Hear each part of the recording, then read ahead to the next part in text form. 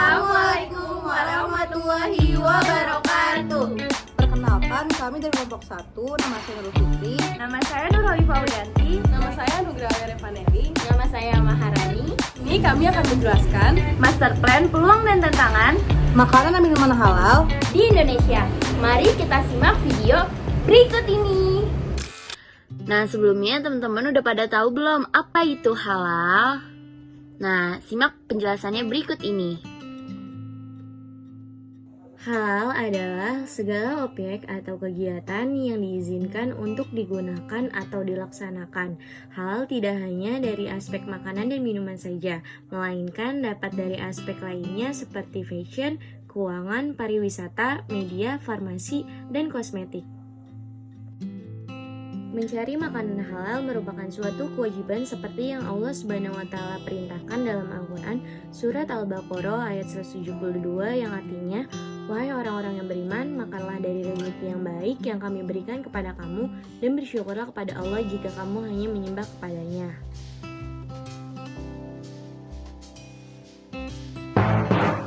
Selanjutnya ada beberapa hal yang diharamkan oleh Allah Subhanahu wa taala. Yang pertama ada babi, ada darah mengalir, khamar, hewan yang disembelih tanpa menyebut asma Allah, dan yang terakhir adalah bangkai hewan.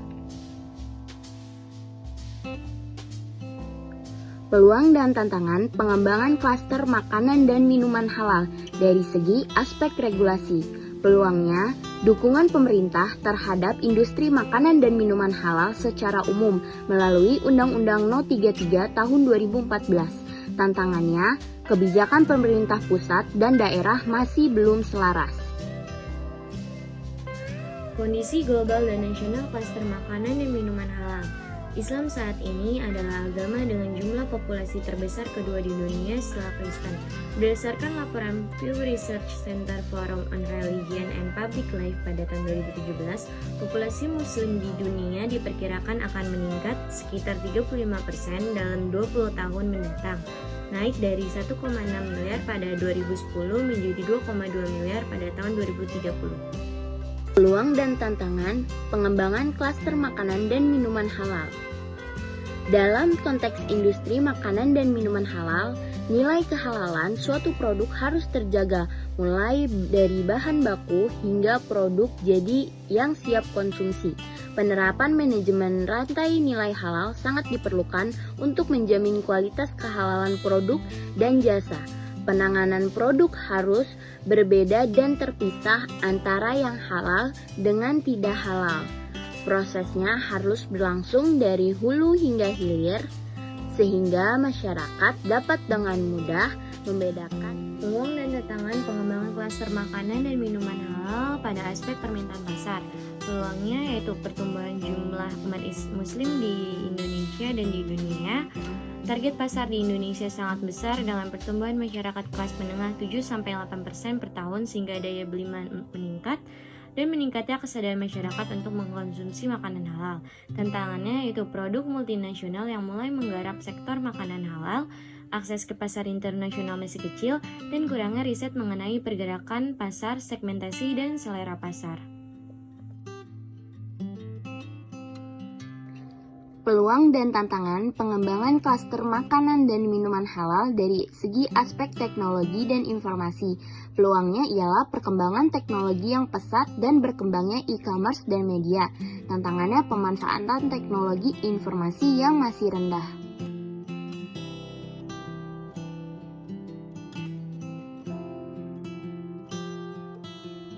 Peluang dan tantangan pengembangan klaster makanan dan minuman halal pada aspek kerjasama dengan sektor lain.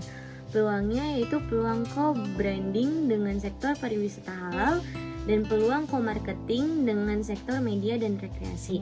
Sedangkan tantangannya itu asymmetric information antar sektor dan birokrasi kerjasama antar sektor. Peluang dan tantangan pengembangan klaster makanan dan minuman halal dari aspek penelitian dan pengembangan atau research and development. Peluangnya ialah kerjasama riset dengan badan penelitian pangan, universitas, dan perusahaan. Tantangannya yaitu kurangnya riset mengenai uji bahan pangan halal dan ketersediaan database industri, makanan, dan minuman halal terbatas. Peluang dan tantangan pengembangan klaster makanan dan minuman halal pada aspek pembiayaan. Semakin banyak platform alternatif pembiayaan, peluang kolaborasi dengan lembaga perbankan dan keuangan syariah, dan semakin banyaknya skema pembiayaan yang ramah IKM seperti KUR, LPI, dan Ventura. Tantangannya yaitu lembaga keuangan kurang memahami seluk-beluk industri kreatif, dan lembaga pembiayaan masih membutuhkan jaminan yang tangible seperti jasa, sertifikat, dan terutama business plan yang kebanyakan belum bisa dipenuhi oleh para pelaku usaha. 3 peran stakeholder dalam industri halal di Indonesia. Yang pertama itu ada BPJPH, yaitu Badan Penyelenggara Jaminan Produk Halal, berwenang dalam pendaftaran permohonan sertifikasi halal dan penerbitannya. Yang kedua ada Majelis Ulama Indonesia, bertugas menetapkan keputusan halal produk dalam sidang Komisi Fatwa MUI.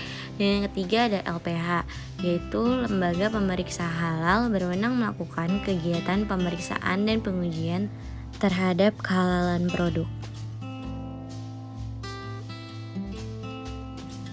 Berikut ada beberapa alur untuk mendapatkan sertifikasi halal. Yang pertama, pelaku usaha melakukan permohonan. Lalu yang kedua, BPJPH akan memeriksa produk dan penetapan LPH. Yang ketiga, akan diadakan pengujian dan pemeriksaan produk makanan oleh LPH. Yang keempat, menetapkan fatwa oleh MUI. Dan yang terakhir, penerbitan logo halal. Total proses sertifikasi adalah selama 21 hari. Dan dapat didaftarkan melalui website ptsp.halal.go.id. Pengujian titik kritis kehalalan suatu produk didasarkan beberapa hal. Yang pertama, produk tidak mengandung bagian tubuh manusia. Yang kedua, produk tidak mengandung bagian dari hewan yang haram. Yang ketiga, produk tidak mengandung khamar. Yang keempat, produk terbuat dari tumbuhan yang tidak beracun. Yang kelima, produk tidak terbuat dari darah. Yang keenam, produk tidak terbuat dari bangkai. Yang ketujuh, produk tidak berasal dari mikroba yang ditumbuhkan pada media yang haram. Yang kedelapan, produk tidak disiapkan atau diproses menggunakan peralatan yang terkontaminasi zat yang najis menurut syariat Islam. Yang kesembilan, produk tidak mengandung organisme hidup yang gennya dinyatakan najis menurut hukum syariat Islam. Serta semua tempat penyimpanan, pengolahan, penjualan, pengelolaan, pengangkutan, serta alat transportasinya tidak terkontaminasi sesuatu barang atau zat yang haram. Contoh titik kritis kehalalan pada produk makanan. Yang pertama, penggunaan MSG pada snack memiliki titik kritis pada proses produksi asam glutamat. Produksi glutamat dihasilkan dari produksi mikroba yang membutuhkan media fermentasi. Penggunaan media fermentasi haruslah berasal dari bahan halal. Yang kedua, penggunaan flavor memiliki lebih banyak titik kritis. Salah satu titik kritis dikarenakan adanya penggunaan asam aminocysteine. Asam aminocysteine diperoleh dari bagian bulu atau rambut hewan. Dan yang ketiga, penggunaan pewarna juga membutuhkan adanya bahan pelarut yang digunakan bahan pelapisnya hingga bahan pengemulsi. Bahan pelarut dapat menggunakan bahan etanol, triasetin, atau gliserin. Gliserin salah satunya dapat dihasilkan dari proses hidrolisis lemak hewani. Bahan pelapisnya dapat menggunakan sumber gelatin, umumnya berasal dari gelatin hewani. Bahan pengemulsi dapat menggunakan turunan asam lemak yang berasal dari asam lemak hewani.